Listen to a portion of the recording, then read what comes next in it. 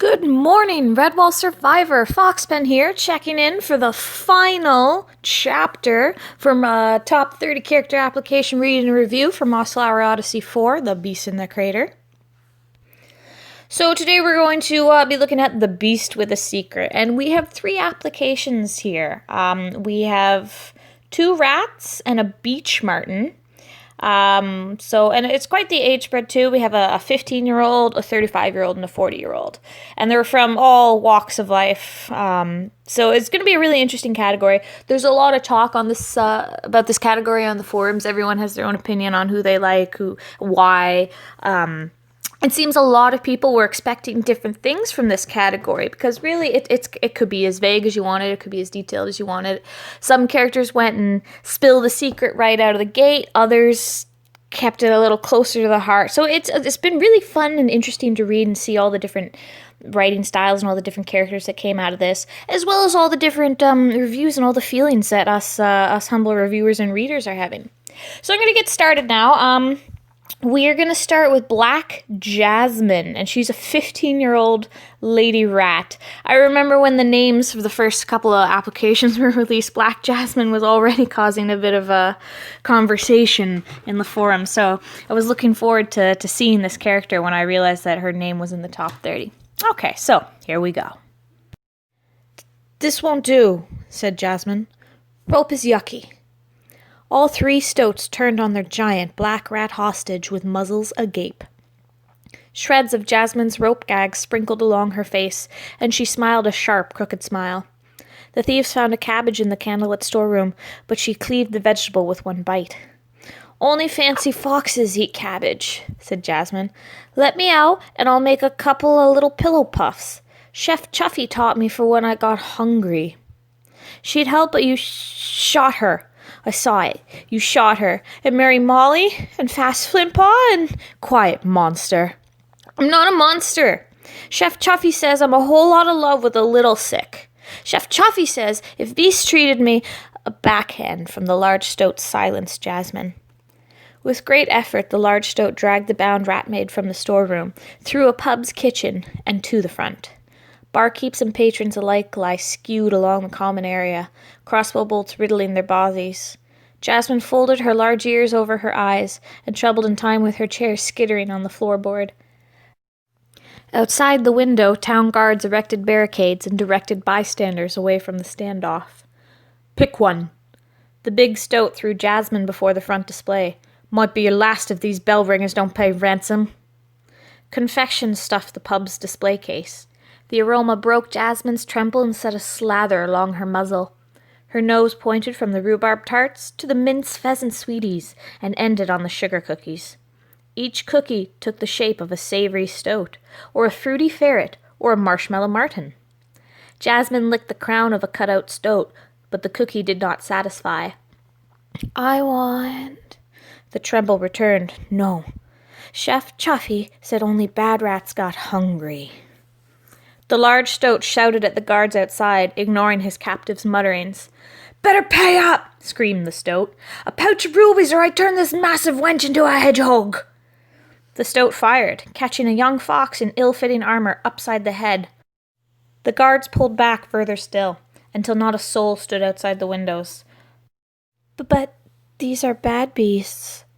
As the stoat chuckled, he didn't hear the gnash of teeth, the snap of rope, or the drip of saliva onto the floorboards. Darkness fell by more than the setting sun outside. Back in the storeroom, the remaining stoat duo stuck pry bars into every angle of the pub's strongbox. Neither mustered the strength for freeing the coin within. The youngest, missing most of his fur, broke away to find their largest. He found his brother in front of the oven. Not all of him, but the dregs of 2 shorn limbs, still twitching as the meat settled on the matted floor. Droplets from above speckled the stoat's shoulder. The young thief would not look up. Darkness fell by more than the tide of time. Screams filled the pub. Back in the storeroom, the last stoat, a spindle female, pried open the door for a peek. She did not see the youngest behind the kitchen preparation table, but the slams and gurgle of split tendons told her all she needed. The last leaf shut and barred the storeroom door. She clutched the candle close as the wooden metal entry buckled from the outside. She screamed as the door burst open and the candle extinguished. The darkness, the slather, then nothing. By dawn, the guards outside stormed the pub's commons. Not thieves, but the stench of iron, rot, and crisping pastry filled the besieged establishment. All ran quiet until the clatter of metal on stone rang from the kitchen. They drew their weapons, formed up, and kicked open the kitchen door. Oh! Just in time! A ferret guard at the front vomited. A few others ran. Many only stared. A cake of viscera lined the kitchen's lanes, sinew and hide streaking from corner to corner until all ran red. Black Jasmine, smiling at the storm center, pulled a tray of pillow puffs from the oven. Medics with the guard stormed past, searching source of the gore. When they found none, they inspected Jasmine for wounds, but the giant rat pushed them aside like a dibbon scattering leaves. Patience, patience! There's enough for every beast. Jasmine bit a puff in half, the meat gnashing along her blood-stained fangs. You can have mine. I'm full. Okay, so there we go, Black Jasmine. I am so glad to have finally gotten to read this application out loud. I've been looking forward to this category for so long. And one of the reasons is Black Jasmine. So first I'm gonna comment on something that really struck me while I was reading this application. There's some awkward sentences, and there's a few that have missing words that really, really jarred the flow of when I was reading. One of these, I think the first time it happens is when the Stoat gang is trying to pry open the pub strongbox with pry bars. There's a missing word in that sentence. But this happens a few times throughout the application. There's some context errors, and I think there was even a sentence or two that was the wrong tense. So, Black Jasmine, you definitely got to take your time and make sure to get a handle on any spag issues before you submit chapters to the contest. If you get into the contest and you're making these kind of errors, it's going to kill you, and it's such a silly thing to get knocked out over. I'm not going to point out every little error in the application, but just make sure you proofread. When I see this many errors in a top 30 application, it kind of makes me a little nervous. I can't even give you the benefit of the doubt that this was a rushed application because Black Jasmine was one of the names that popped up on June 10th when Zevka posted the first round of received applications. So now this makes me think a little bit about this many errors. Was no effort put into this application, or maybe the writer's technical skills just aren't up to snuff, so definitely spag your work. It could have just been an off day. It could have just been, Lord knows it happens to me. There are days where I can't do anything right, so just, if you get in, don't be afraid to ask for help, if you're having trouble writing, and definitely don't be afraid to, post a few drafts so that your fellow contestants can help you if there's, errors in your writing. Like I said, it's a silly thing to get knocked out over, but I do have to bring it up in this application because there were so many errors that I actually noticed, and usually when I'm reading things, I'm able to work my way through the errors. I had to do a few takes for this application because there were so many things that threw me off. Anyway, I'm going to move on though, because like I said, it could have just been an off day, Spag can be easily fixed in the competition. It's really not something to worry about. It is just something to be aware of, that's all. Anyway, we're sorry. This application, man, it has a lot of gore, and I don't care. Honestly, gore doesn't bother me. I love the horror genre. And to be honest, I don't think the gore in this application is really all that gory. I think it's where it needs to be in order to make the impact that this application wanted to make. Certainly the gore at the very end of the application, when the coppers come in and the ferret vomits at what he sees, and some literally flee the scene because they just can't handle the carnage. And at the center of the storm, there's Black Jasmine making these delicious pillow puffs. And it's such a great juxtaposition because it really just shows you the two sides that make up the character, the black and the Jasmine in Black Jasmine. And I thought it was a very well maneuvered scene. So well played. If you don't like horror, then obviously this application isn't for you. I'm going to talk about that in a minute, though. There was something I really wanted to see. Oh yeah, I wanted to say this because there's blood, so what? But I don't think that the gore is dumped on us all at once. I think there's the appropriate build-up. And we also get a chance to see the Stoke gang, and we get to know them just enough to know that they get what they deserve. And I think that because of that, it lessens the blow when they get, murdered. To know that, this Black Jasmine, she's evil, but you know what? They are bad beasts.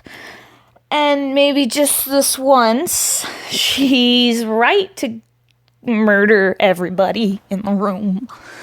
But, with great power, great responsibility, there is great responsibility, her. So, this character,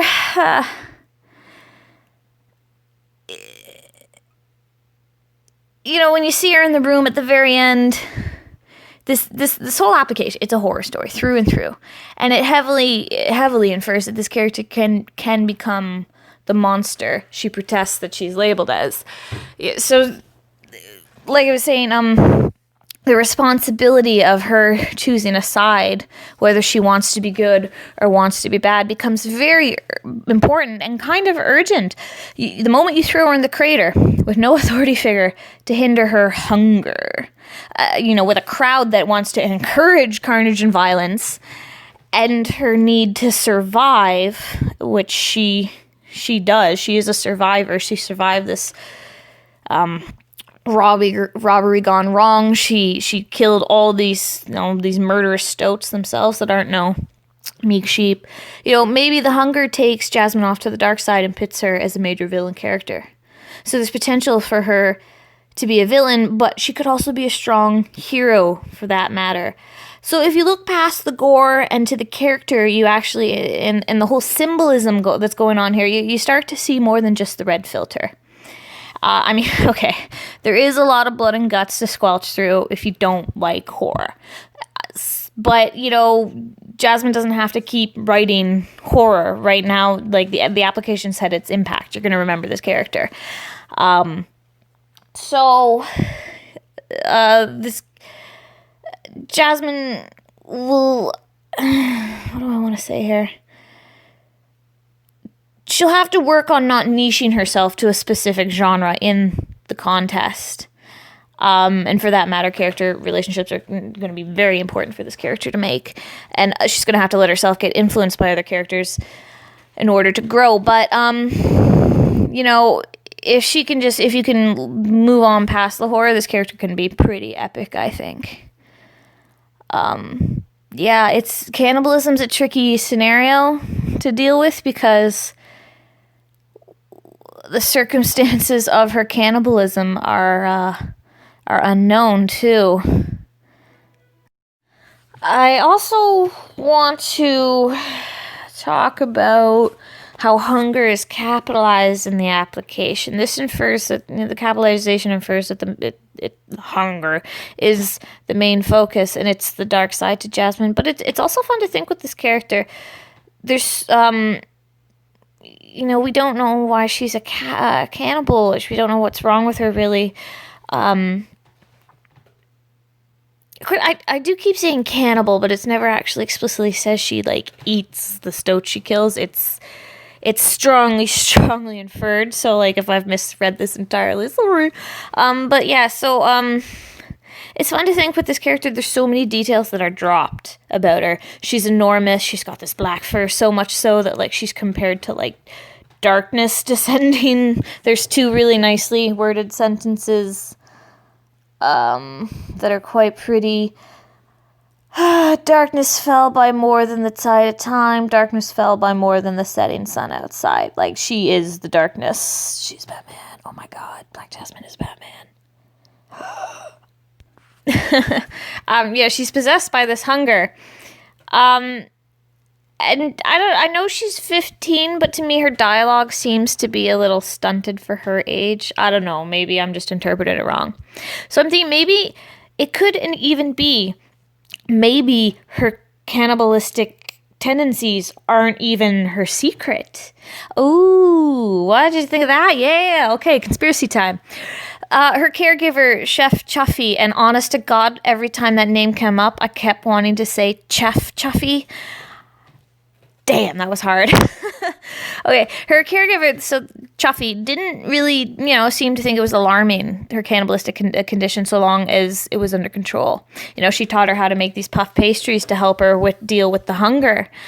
And, she's a good little girl. Jasmine's a good girl. She doesn't want to get hungry and kill everybody. But then, but they're really bad beasts. So, maybe just this one time. And I wonder because of Chuffy, I wonder that maybe these dead beasts who Jasmine was close to, Mary Molly and Fastpaws, whatever, I wonder if they were on the secret. Maybe this rat's history is more the intrigue than her actual cannibalism. Maybe she was kidnapped as a kid to be brainwashed or something, or maybe the people that rescued her, Chuffy and Mary Molly and all them, maybe they were kidnapped by some cannibal clan of rats that took baby when they escaped, they took baby Jasmine with them to save this innocent baby from being a horrible evil hillbilly cannibal, whatever. Zany Adventure brought this about. So maybe Jasmine's now growing up, and she has a special place in her life. She's fighting her natural urges to eat people, and maybe her history is more the secret, and why she's a cannibal than her being a cannibal itself is the secret. Does that make sense? I don't know. I just kind of thought of that on the spot and thought, this I really like this character. I see there's so much for her to do in the competition. Yeah. She's a really interesting character, and it's a brave application. I'll give her that. Once again, though, Jasmine, please work on your spag. Please. I don't normally harp on people for this, but your application was, it had some errors in it that I noticed. Okay, so, yes, that was Black Jasmine. Oh my gosh, loving it. If this is the first application, in the category, we're just going up from here, that's gonna be great, I'm so psyched. Okay, so next up we have Thrayjen. He's a rat, he's 35, and that's all I got. The two hedgehog babes clutched each other in horror, their bedsheets pulled tight to their chins. Orange light danced across the rat's pointed features, accentuating his scarred and sneering face. He approached them, claws reaching out as he growled menacingly. "I smell hedgehog blood," the rat began to chant. "I smell hedgehog blood." He began to crawl on all fours, snuffling about the floor and grunting as he went. He came to the foot of the hedgehog's bed and, just as he was hidden by the footboard, paused. But then, suddenly, the rat sprang up, brandishing a fire poker like a rapier and dancing from foot to foot. "Captain Goldieheart!" the babes cried out happily, shrieking and giggling as the rat frolicked about the room in full mock combat. "Yes!" the rat cried. "Captain Goldenheart appeared with the Long Patrol!" the babes squealed. "Yes! And they clobbered the dread pirate Black Whiskers, freed the slaves." The rat collapsed onto the end of the bed, his weight sending the laughing babes sprawling. "And they lived happily ever after," he finished.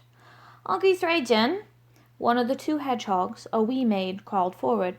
"Why is pirates always stealing slaves?" "Cheap labor," Thrayjen answered quietly, before he got up and began to tuck the babes back into their blankets. "Pirates are bad, that's why. Bad beasts don't value the life of another. They use beasts like you or I use a spoon." The young hedgehog scrunched her face up, clearly not understanding. Thrayjen sighed and rubbed his nose. "I'll tell you when you're older."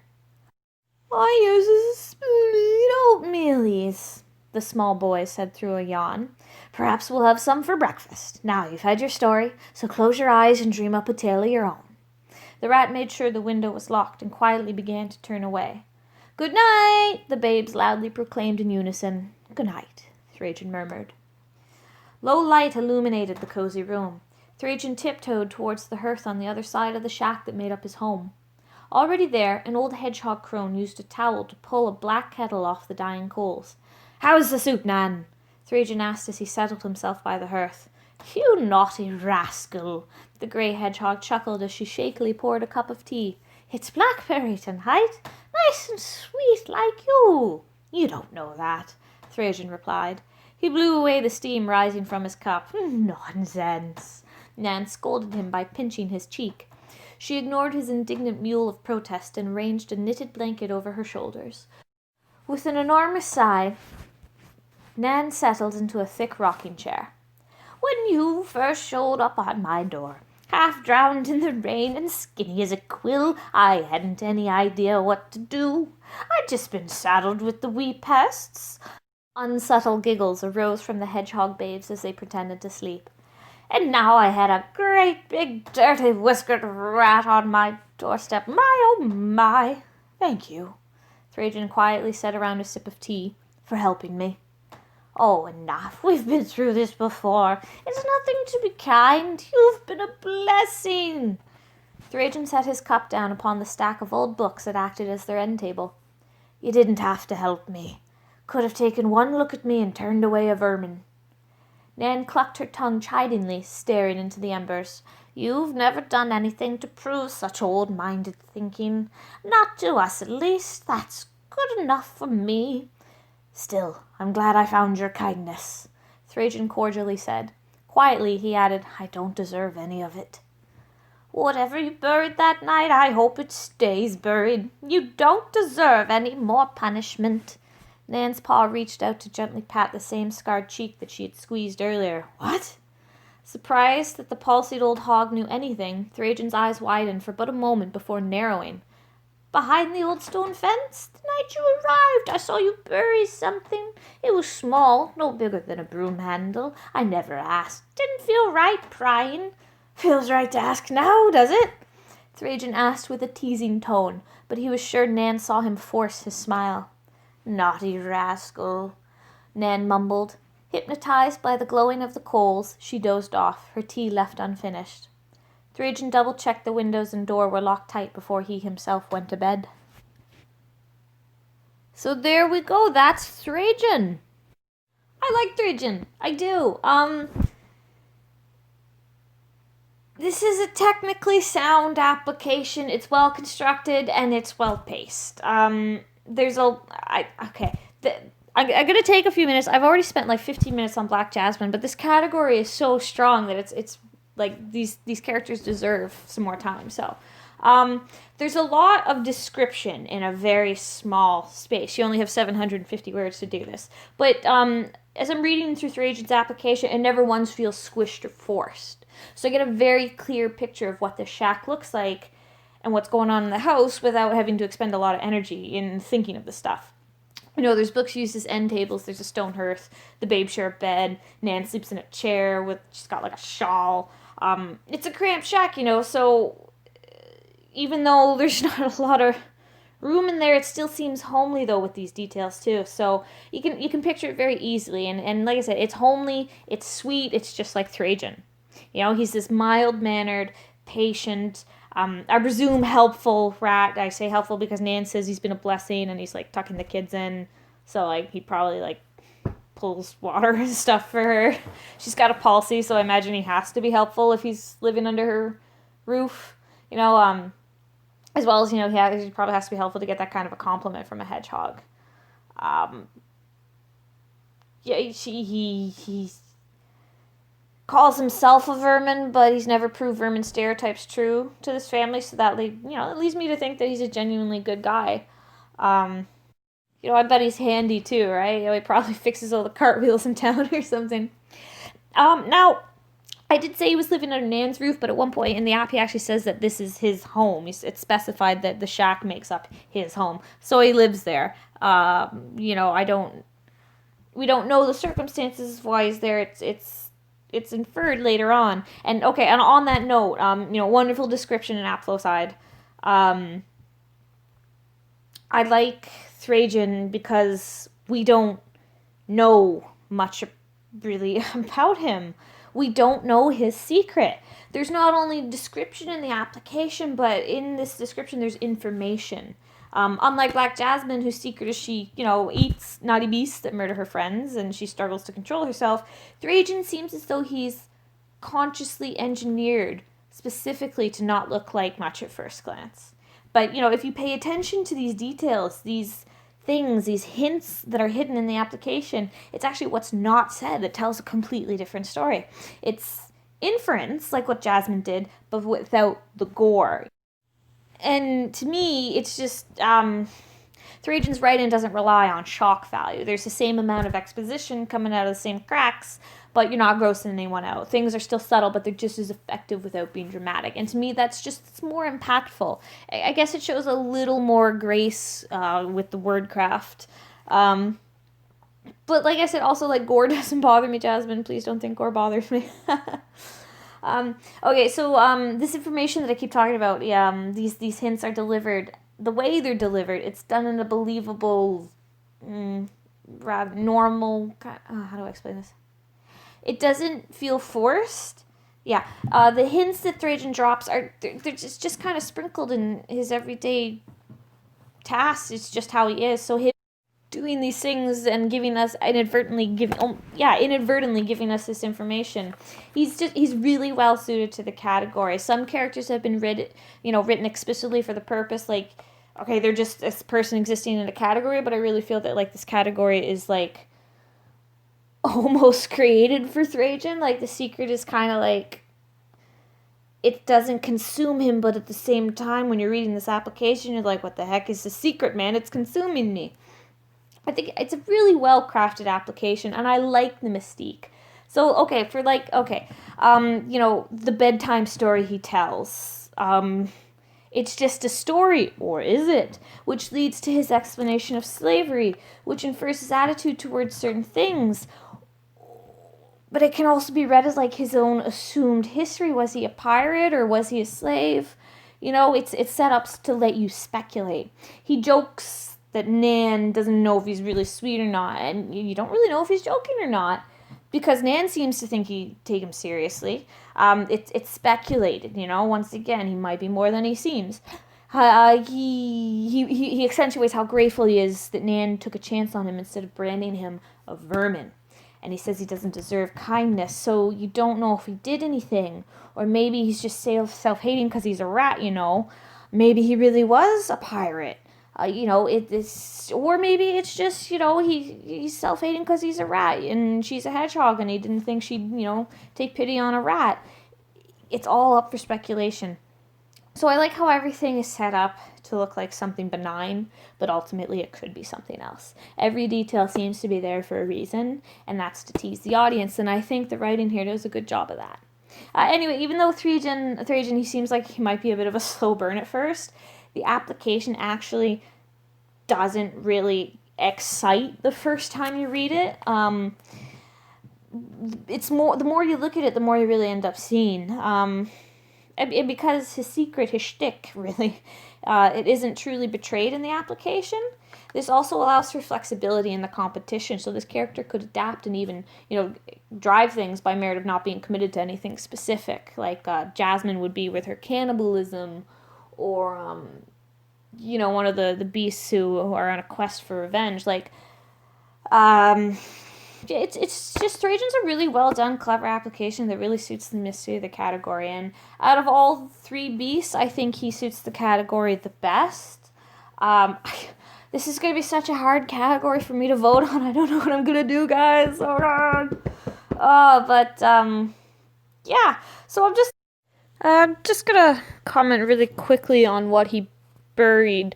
That's okay, Thrayjen buries something in his app, and that too can be inferred as that's the main part of the secret. I feel like I almost forgot to talk about this part of the application. It's actually a pretty big deal. He buries something there, and it's once again, it can be construed of two different things. It's the literal, he buried something, but it's also the metaphorical, he buried something. And it can be inferred from everything else in the app that, he buried his past, something to do with his past, something that he doesn't want to come back. Maybe that's why he checks the doors, And the fact that Nan acknowledges that he's buried something and that, he doesn't deserve more punishment. She knows something's up, but she still trusts him. So, she herself, it's kind of like, does she know something's up, or is she just some crazy old palsied hedgehog crone? Anyways, I'll probably get more into this battle between Black Jasmine and Thrayjen later on. We're gonna switch over now to Nokki Avaartin, and Nokki Avaartin is a beech marten.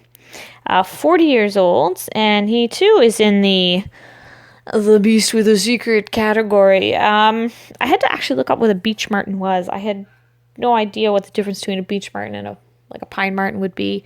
Turns out it's just, their habitat's a little more varied, and I think their size is a little different. They might be a little smaller. But yeah, anyway, so a beech marten, it's totally realistic within the realm of Redwall. They're a European creature. They can also be found in North America, but they're found in Europe. So let's get going with Nokki Avaartin. And Nokki, once again, like I've said to many people before, I'm sorry if I'm mispronouncing your character's name. No one turned their heads when the white-breasted beech marten with a bald patch on his back leg entered the tavern. No one gasped, and no one stared. No one whispered rumors in the corner about anything a friend had told a friend that morning. No one stopped drinking, hollering, gambling, or fighting. It was as though he wasn't there at all. He awkwardly took a seat at the table as the barmaid, casually and without blinking, took his drink order, like old times. He sighed. The creaky wooden stool shook underneath him as his knees bounced. He stared intently at the flame of the small candle on the table, to avoid any risk that someone would make eye contact with him. He noticed a small chip on the middle claw of his left paw and quickly hid the paw under his cloak. Then, realizing it might attract attention if he continued wearing his cloak indoors, he slowly took off the cloak and quietly laid it on the seat next to him while sneaking his left paw between his stomach and the table. His head immediately felt exposed without the hood of the cloak, so he held his forehead in his right paw and ran it through the fur on his head as though it needed brushed. He shifted his legs and tried to think about the ale in front of him. He didn't notice Ragschild the weasel walking up behind him, carrying a large mace. "Nokki, mate, you made it back!" Startled, Nokki spilled the ale all over himself. He grabbed his cloak to try to soak it up, though he already had felt it soak into his underclothes. "How you been? How's the old lady?" Nokki couldn't speak. His jaw was clenched. He could only breathe rapidly, trying to hold eye contact without blinking, all the while still dabbing up the ale with his right paw. He winced as the weasel patted him on the back. Ragschild laughed. "Good as always, then, old friend. So good to see ya." He smiled and took the seat previously occupied by the cloak. "So, you need to know something about Drenthon." Nokki didn't care, but he raised his eyebrows anyway. "Well, you were off having a good time," Ragschild winked. "Old Drenthon turned traitor on us. Sold us out. Handed over the hostages without so much as a sliver of copper for us." Nokki tried to listen to the saga of treachery and injustice. He couldn't understand the words, but listening to the music of each syllable helped relax him. Ragschild interrupted himself at last. "But it's good to have you back, really, mate. Hey, what's if I make an announcement?" "No, please, no." Ragschild leaped on the table and shouted to the room, narrowly avoiding spilling the ale a second time. "Oi, guess who's back, everybody? Master of Avaartin!" Nokki cowered over his plate of mashed fish livers and gravy. Mercifully, everyone acted as though they were not at all interested, or hadn't even heard his name before. Ragschild shouted louder. "Oh, come on, mates! It's the Neckbreaker, the Shrew Slayer, the Sultan of Skull Smashing, back from a bit of a hiatus, and celebrating his 10-year wedding anniversary. Let's give him a hand!" There were a few scattered claps from a young tavern rat he had never met, and from a couple of the older martens who always sat in the loft over the bar, whose memories went back more than a decade. Everyone quickly returned to drinking and eating, and occasionally fighting. Nokki cleared his throat. "Ragschild, can I ask you a favour?" "Can you? Why, I owe you my life, boss, of course." "Do you know where I can find some work?" The weasel raised his eyebrows. "Honest work? 'Cause you're asking the wrong "No, pain work." "Any leads?" You sure you want to go back to that, Master Nokki? It's fine for a bloke like me, but you got a pair of dividends now and some respectability, mate. Yes, exactly. Several hours later, Nokki left the tavern. His gait was now confident and steady. His knees were solid, his gaze uplifted. His bare head was exposed to the cool sea breeze, and his left paw was clasped firmly around a dagger. He wouldn't be home tonight, but he wouldn't be lost. Alright, so that was Nokki Avaartin. Solid app. There's a few spag errors here and there that kind of interrupted the flow. Just some awkwardly worded sentences, more so than anything. But really, it's nothing. It's not worth mentioning. So, Nokki, our beech marten, is all about the mystery. Literally and figuratively. He doesn't want to be known. He doesn't want to be seen. But while I'm reading, I couldn't help but get the sense that, yeah, maybe he kind of did, actually. He did want to be seen and noticed. He's got this family, this wife and Dibbins, his old life of crime or horde beasting or whatever, it's over. But he doesn't seem to be enjoying married life as much as his companion, Ragschild, assumes he is. Nokki seems to almost be going through, withdrawal once he steps into the tavern. He's suffering from paranoia, he's got the shakes, he's fidgeting and fretting over every little thing, whether something as simple as whether or not he should be wearing his cloak or not. He's very concerned about silly things that a regular beast wouldn't think about. Once he leaves the tavern, though, presumably with some paying work versus honest work, he has his confidence back. He doesn't care that he's not wearing his cloak, or the chipped claw can be seen. He's got his mojo back, and he's confident enough to get things done. So, the withdrawal kind of, it's there. It makes me wonder, why is he so anxious to not be recognized when, to me, it seems like he does want to be recognized. So, I don't know. Maybe that's for the mystery of the application, but, as for the secret of the application, I'm not sure there really is any.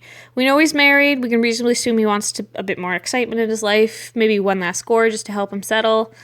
Maybe he's even addicted to it. But really, the only thing that infers there's a secret in his life is this chipped claw that comes up twice and takes up a bit of time. So, because of this, I'm going to propose a theory. This whole, he's miserable at home, and he seems to, the life is being sucked out of him until he gets this seedy job. I am thinking something along the lines of, I don't know, domestic abuse, maybe? Hear me out. Perhaps married life is it's just going so bad for him. He's taken to abusing his family, and he needs to get this paying, seedy work. That's his solution. He stays away from his family so they're safe. He gets money so everyone's taken care of, and he can start fresh or rather, he can start fresh and just abandon everyone and start again somewhere. Maybe he really, really hated his family, and that's a secret. He's left them.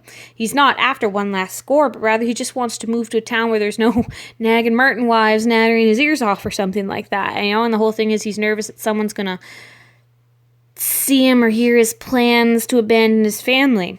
I don't know, but, if the chipped claw, I think it's on his left paw, pertains to his secret, it's so downplayed to the point where it's forgettable until it's just suddenly brought up in the last sentence where we see he's got his act together and he's got his confidence back. His hood's off and the cold breeze is ruffling through his majestic locks, but he don't care, things are finally looking up for him. So the character, he is mysterious, but I'm not sure he's meant to keep us in the dark as much as he does. So Nokki, if you can, definitely feed us some more of your history, and either play up this dark and dirty secret or find another way to make us see what you want to see. But you're gonna have to get efficient at that to impress, because this is a very, very competitive category, and you do deserve to be there. But people are gonna expect a lot from you when you get in. So definitely, figure out a plan, your character, because he's kind of ambiguous. It really gives you an opportunity to go down a whole bunch of different avenues, and that's great. Definitely use that to your advantage. So I'm going to end there. Congratulations, everyone. Black, Jasmine, Thrayjen, Nokki. This is a really great category, my favorite. there's things I love about each application, and then there's things that I can see all these characters doing. There's so many possibilities with them. This is a really hard category. But y'all deserve to be here. Congratulations getting to the top 30. And that actually wraps up the Mossflower Odyssey 4 Beasts in the Crater reading and review for me. I hope everybody enjoyed it. Don't forget to vote, of course. Get your votes in by the deadline. That's July 7th. Let's make this, a really great competition. Congratulations to everyone in the top 30. Good luck to everyone who moves into the top 10 in the actual competition. It's been a really great top 30 round. I'm super excited for this. I know a lot of people are super excited for this. Let's make it a great story, folks. All right. Y'all have a great afternoon, and we'll see you around the forums. All right. Foxpen out. Yee yee.